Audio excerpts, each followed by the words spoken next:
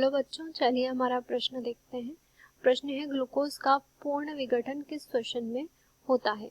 अगर इस प्रश्न की बात की जाए तो सबसे पहले यहाँ मुख्य अवधारणा की बात करते हैं। मुख्य अवधारणा के अंतर्गत सामान्य रूप से यहाँ पर जो श्वसन की क्रिया संपन्न होती है, यह श्वसन की क्रिया जो होती है ऑक्सीजन की उपस्थिति व अनुपस्थिति पर निर्भर करती है। तो अगर कोशिकीय श्वसन की बात की जाए तो उसके अंतर्गत कहा जा सकता है कि ऑक्सीजन अगर पर्याप्त मात्रा में उपस्थित होती है तो ऑक्सीजन के उपस्थित होने की वजह से जो क्रिया संपन्न होगी वो ऑक्सीश्वसन कहलाती है। यानी कि ऑक्सीजन की उपस्थिति में होने वाले श्वसन की क्रिया ऑक्सीश्वसन यहाँ पर होगी। परंतु अगर ऑक्सीजन की अनुपस्थिति में यहाँ पर जो क्रिया संपन्न होगी तो उसे हम यहाँ पर जो है अनॉक्सीश्वसन के नाम से जानते हैं। अब अगर अनॉक्सीश्वसन की बात की जाए तो इसके अंतर्गत जो है ऑक्सीजन की अनुपस्थिति की वजह से संपूर्ण रूप से ग्लूकोज का विखंडन संपन्न नहीं होता, ग्लूकोज का विघटन संपन्न नहीं होता।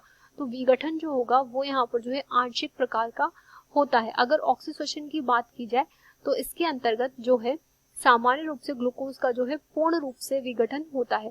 तो हम यहाँ कह सकते हैं प्रश्न के अंतर्गत कि ग्लूकोज का जो पूर्ण विघटन संपन्न होता है वह ऑक्सीश्वसन जो क्रिया होती है उसके अंतर्गत संपन्न होता है। ग्लूकोज के पूर्ण विघटन से यहाँ जो है उत्पाद के रूप में हमें पर्याप्त मात्रा में ऊर्जा प्राप्त होती है और पर्याप्त मात्रा में जो ऊर्जा यहाँ प्राप्त होती है उसकी अगर बात की जाए तो वो यहाँ 36 एटीपी या 38 एटीपी होती है।